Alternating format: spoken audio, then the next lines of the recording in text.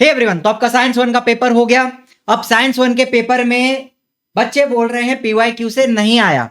कुछ कमेंट देखे मैंने, पूरा पेपर का एनालिसिस मैंने किया। जैसे ही मेरे पास पेपर आया, लाइव जाके मैंने सारे क्वेश्चन देखे। आपके सामने पहली बार पेपर मैंने देखा, इसके पहले मैंने देखा नहीं था। एंड एक एक चीज मेरे को समझ में आई। एंड यहां पे I just want to clear a few things कि जो क्वेश्चन आए हैं वो कहां से आए हैं एंड क्या वो हमने कवर किए थे या नहीं किए थे। जैसे कि एक एक एमसीक्यू और एक एक ऑब्जेक्टिव से लेके गिव रीजन से लेके हर क्वेश्चन की बात करूंगा मैं यहां पे, ठीक है। ये देखो, क्या ये जुलाई 22 में पूछा गया था? क्या ये मैंने पढ़ाया था? अपना जो रैपिड पीवाईक्यू सीरीज अपन ने लिया, क्या उसमें हमने सारे पीवाईक्यू कवर किए हैं? अब देखते जाओ। अगर आपने पीवाईक्यू नहीं किया था, कुछ बच्चे ऐसे होंगे लाख बताने के बावजूद पीवाईक्यू नहीं करके गए, या फिर मेरा एडवाइस आपने नहीं सुना था, ठीक है। मैंने ये साल के शुरुआत से बोला था कि पीवाईक्यू करने जरूरी है और अच्छे से करने, आंखें खोल कर करने की जरूरत होती है, ठीक है। ये आपको बहुत शुरू से बताया गया है। तो जो बच्चों ने फॉलो किया, ये देखो सेम टू सेम क्वेश्चन, ठीक है। क्या ये क्वेश्चन जुलाई 24 में पूछा था? In modern periodic table non metals are found in which block? P block होता है। अच्छा, क्या हमने जो marathon session, final revision session conduct किया, क्या उसमें भी ये करवाया था? हर एक क्वेश्चन सॉल्व कराया था, सारे पीवाईक्यू सेशंस, पीवाईक्यू क्वेश्चंस आपको सॉल्व करवाए थे। ये देख लो। अब ये जो क्वेश्चन है, क्या ये हीट का जो फॉर्मूला है I²RT इसके ऊपर बेस्ड है? और क्या ये जुलाई 21 में पूछा था? If I is the current flowing continuously, the heat produced in the resistor R in time t will be what? I²RT। And वही चीज यहां पे अप्लाई करते हैं तो सीधा सीधा 1000 जूल्स का आंसर आ जाता है। आता है कि नहीं आता है? पढ़ाया था ये भी। रिफ्रैक्टिव इंडेक्स ऑफ डायमंड, क्या है मैंने लिया था? 2.44। काफी बार बताया था आपको मैंने चार चीजें बोली थी। एक ग्लास बोला था, एयर बोला था, डायमंड बोला था, वाटर बोला था। क्या डायमंड आया? यस। क्या ये पहले भी पूछा गया था? किसका रिफ्रैक्टिव इंडेक्स सबसे ज्यादा है? डायमंड का है।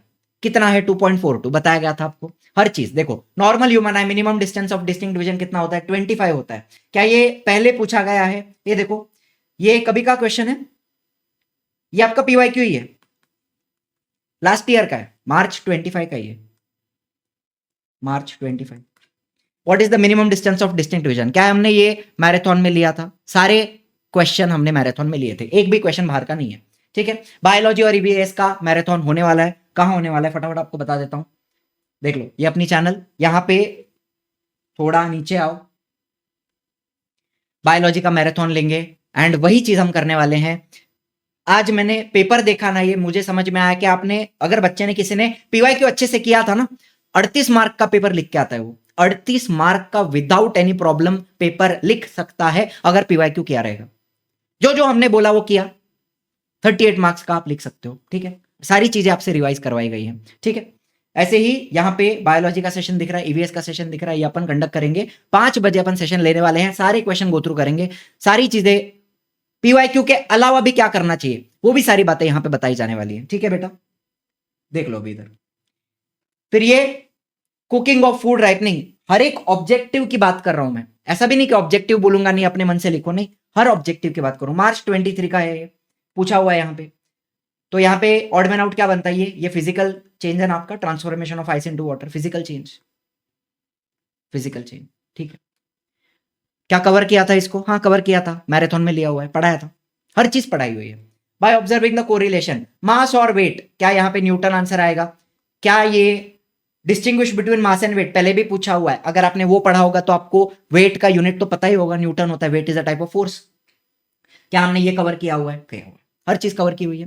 The volume of water at 4 degree Celsius is maximum, क्या एनोमेलस बिहेवियर के ऊपर कोई सवाल पूछे गए हैं पहले? बहुत बार, काफी बार पूछे गए हैं। And volume of water 4 degree पे क्या रहता है?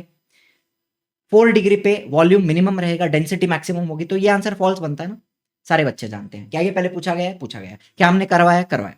थर्मोमीटर क्या करता है? टेम्परेचर मेजर करता है। अब ये एक क्वेश्चन है जो मैं बोल सकता हूं कॉमन सेंस वाला है।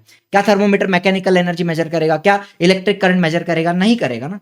थोड़ा सा कॉमन सेंस है ये, इसके अलावा कुछ नहीं है। What is the wavelength of violet ray? क्या ये कवर किया हुआ है? जुलाई 25 का पेपर है, जुलाई 25 के पेपर में वायलेट रे का 400 नैनोमीटर होता है। क्या ये पूछा गया था? क्या हमने वो कवर किया हुआ है? यस। इतना सब कुछ पीवाईक्यू से आया। 9 क्वेश्चन अब तक अपन ने 9 मार्क का देखा जो पीवाईक्यू से आया हुआ है। Geostationary satellite are not useful for study of polar region, क्या ये पहले पूछा हुआ है? जुलाई 19 का paper, what is the geostationary satellite, why are geostationary satellite not useful for study of polar region, पूछा हुआ है, पूछा हुआ है। ठीक है, क्या हमने कवर किया था मैराथन में? 100%। रैपिड पीवाईक्यू सीरीज भी दी गई है आपको, साइंस 2 का भी हर चैप्टर का PYQ solution with topic explanation आपको दिया हुआ है। ठीक है, atomic radius goes on increasing down the group, क्या ये मार्च 22 में पूछा हुआ है? पूछा हुआ है। क्या हमने कराया हुआ है? कराया हुआ है, मैराथन में लिया हुआ है। What is meant by alloy, give two example, क्या हमने ये कराया हुआ है? मार्च 20 में आया था शॉर्ट नोट ऑन एलॉइंग, तो एलॉइंग के शॉर्ट नोट में what is meant by alloy definition पढ़ोगे, 2 एग्जांपल पढ़ लोगे। देखो, हर एक क्वेश्चन 2 गिव रीजन हो गए। अब तक अपन ने देखा कि 9 मार्क का ऑब्जेक्टिव, 2 गिव रीजन, एंड अब मैं क्वेश्चन बी की बात कर रहा हूं, question number B, question B 2B। ठीक है, ये आ गया, ये भी हमने कवर किया हुआ है, यहाँ पे शुभम सर ने कवर किया हुआ है, मैराथन के अंदर ही कवर किया हुआ है। Distinguish between oxidation and reduction, अब इसके डिस्टिंग्विश में 2 पॉइंट लिखने हैं आपको, तो क्या वो 2 पॉइंट मुझे बताओ। ये आपका जुलाई 24 का पेपर हो गया, ये जुलाई 25 का पेपर हो गया। यहां पे भी when positive charge on atom increases और नेगेटिव चार्ज डिक्रीजेस, उसको क्या बोलते हैं? पॉजिटिव चार्ज इंक्रीज होता है उसको अपन ऑक्सीडेशन बोलते हैं। तो वही अगर पॉजिटिव चार्ज डिक्रीज होगा तो उसको रिडक्शन कहेंगे। तो एक चीज यहां से मिल जाती है। दूसरा, identify the above chemical reaction, name the type of reaction A and B. अब ए और बी में क्या हो रहा है? ए में आपको दिख रहा है रिमूवल ऑफ ऑक्सीजन है तो दैट इज रिडक्शन, और बी वाले में आपको दिख रहा है कि गेन ऑफ ऑक्सीजन है तो ऑक्सीडेशन है। तो यहां पे आपको ऑक्सीडेशन रिडक्शन का बेसिक 2 पॉइंट आना चाहिए बस। फिर यहां पे भी है, what is the redox reaction, explain with the help of balance chemical equation.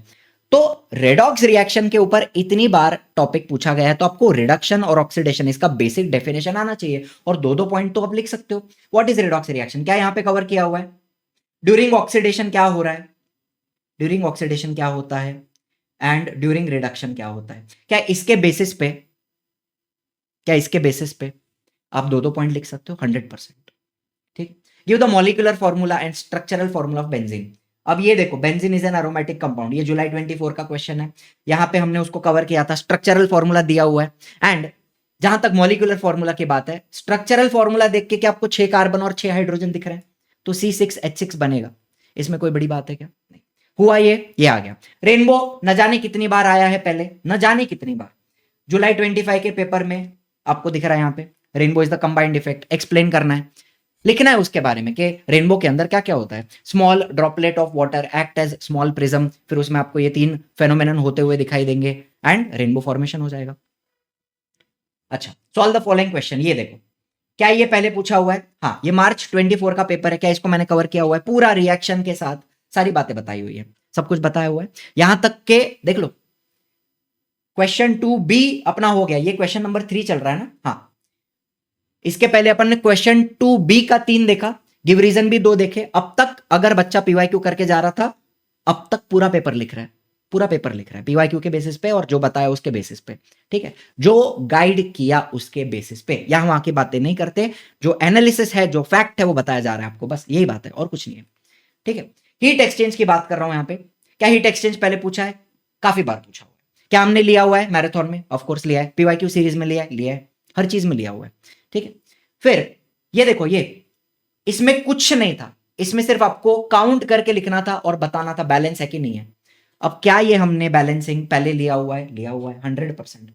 क्या यहीं से पूछा है? देखो ना, ये डी वाला, क्या यहीं से पूछा हुआ है? हाँ, पूछा हुआ है, बताया हुआ है, करना है, आया। ठीक है, right the name from the description the metalloid in the second period. अब 1 to 20 एलिमेंट की अगर मैं बात करूं तो 1 से लेके 20 एलिमेंट का आपको हर वीडियो में पीरियोडिक क्लासिफिकेशन जितनी भी बार आपको मैंने बताया होगा, रैपिड पीवाईक्यू सीरीज ले लो, उसका 1 शॉट ले लो, हर बार बताया गया है कि 1 to 20 एलिमेंट की आपको एटॉमिक नंबर तो हो गया, नाम हो गया, उसका इलेक्ट्रॉनिक कॉन्फ़िगरेशन, उसकी वैलेंसी, ये सारी चीजें करने के लिए बताई गई है। ठीक है, metalloid in the second and third period. अब सेकंड पीरियड की बात करें तो सेकंड पीरियड में एक ही है, बोरॉन, ये आपका मेटालॉइड है। और थर्ड पीरियड की बात करें तो उधर भी एक ही है, सिलिकॉन। बोरॉन और सिलिकॉन, बस। Non metal in the third period, third period में नॉन मेटल एल्यूमिनियम के बाद चालू होगा, सल्फर से लेके यहां से एल्यूमिनियम किधर है? हाँ, फॉस्फोरस, सल्फर, क्लोरीन, आर्गन, ये हो गए आपके non metals in the third period. फिर 2 एलिमेंट हैविंग वैलेंसी 4, वैलेंसी 4 किसकी है? एक कार्बन की, एक सिलिकॉन की। तो ये अगर 1 to 20 एलिमेंट आपने किया हुआ है उसके बेसिस पे लिख सकते हो, कुछ अलग है क्या? नहीं। और क्या इसके ऊपर सिमिलर क्वेश्चन पीवाईक्यू में है पूछे हुए हैं। 1 to 20 एलिमेंट्स का जो इलेक्ट्रॉनिक कॉन्फ़िगरेशन वैलेंसी करने बोला गया है उसके बेसिस पे दूसरा भी पूछा गया हुआ है। ठीक है, फिर ये देखो, क्या ये हमने कवर किया हुआ है? ये मैराथन का ही फोटो है। आपके ग्रेविटेशन के एक्सरसाइज का सबसे पहला क्वेश्चन एज इट इज पूछा हुआ है, एज इट इज। ठीक है, चलो, right the main step in the extraction of aluminium. तो अब तक बच्चा अगर बेसिक चीजें भी करके जा रहा था, पीवाईक्यू कर रहा था, और जो बताया गया है एक्सरसाइज में से मार्क करके दिया हुआ है, अगर उतना भी कर रहा था, तो क्या अब तक का 35 मार्क का पेपर बच्चा लिख सकता है? लिख सकता है। अब तक 35 मार्क्स का अपन ने देखा, क्वेश्चन नंबर 4 पे आया हूं अभी। 35 मार्क का पेपर बच्चा लिख पा रहा है विदाउट एनी प्रॉब्लम। अब यहां पे क्वेश्चन नंबर 4 की अगर बात करें, main step in extraction of aluminium, हाँ यहां पे 1 मार्क में बच्चों की गड़बड़ हुई है। 2 मेन स्टेप है, एक हो गया कॉन्सेंट्रेशन ऑफ बॉक्साइट, एल्यूमिनियम की जो ओर होती है वो बॉक्साइट होती है, उसका कॉन्सेंट्रेशन करना, ये पहला स्टेप है। और दूसरा इलेक्ट्रोलिटिक रिडक्शन ऑफ एल्यूमिना, ये 2 स्टेप होते हैं। अगर आपने उसमें फिर बेयर प्रोसेस लिखा है, हॉल प्रोसेस लिखा है, तो संभावना है कि आपको आधा मार्क तो मिल जाए, आधा मार्क मिल जाए। इसके अलावा what is the melting point of alumina, how is the melting point reduced, क्या ये जुलाई 23 के पेपर में यहां पे दिया हुआ है? Molten mixture of alumina, melting point greater than 2000 degree Celsius is taken, the tank has a graphite lining on inner side। फिर इसमें क्या ऐड करते हैं? Cryolite fluorspar are added in the mixture to lower the melting point of 2000। क्या ये दिया हुआ है? क्या ये क्वेश्चन आया हुआ है? आया हुआ है। तो उस बेसिस पे बच्चा क्या बी सॉल्व कर सकता है, 2 मार्क का क्वेश्चन सॉल्व कर सकता है, कर सकता है। Why anode need to be replace from time to time, ये एज इट इज पीवाईक्यू में पहले पूछा, किधर गया? ये रहा, जुलाई 19 का पेपर, जुलाई 19 का paper, anode need to be replace from time to time दिया हुआ है। ये तो इधर गिव रीजन 3 मार्क के लिए पूछा था, कोई नहीं, तो ये 2 मार्क। तो अगर आप जो बताया है उतना अगर किया था, तो कोई भी बच्चा नहीं बोल सकता कि हम 39 आउट ऑफ 40 नहीं ला सकते, 100% ला सकते हो। जितना बताया था उसके बेसिस पे अगर आप करके गए हो प्रिपेयर, तो 39 आउट ऑफ 40 आपको आता है। अब यहाँ पे क्वेश्चन नंबर 4 का जो पहला था कॉन्केव लेंस वाला, हाँ उसमें कहीं पे बच्चों ने गड़बड़ की है, कॉन्केव लेंस का रे डायग्राम शायद नहीं किया होगा, या कॉन्केव लेंस की फोकल लेंथ नेगेटिव होती है वो आपको नहीं पता होगी। वहां पे आपका पावर का जो कैलकुलेशन था 1/- -0.25, वो आपको माइनस नहीं लिखा होगा, बहुत लोगों ने प्लस लिखा है, तो वहां पे गड़बड़ हुई होगी। लेकिन ये जो सेकंड क्वेश्चन है, क्या इसमें से आप 4 मार्क का लिख सकते हो बेस्ड ऑन पीवाईक्यू? 100%। तो कितना बनता है आपका? 39 आउट ऑफ 40 बनता है, अगर बच्चा हमारी बात सुन के गया था। बाकी क्या हो रहा है दुनिया में मुझे नहीं मालूम, लेकिन मैंने जो बताया, मैंने जो आपको साल भर गाइड किया, क्या उसके बेसिस पे हम 39 ला सकते हैं? 100% ला सकते हैं।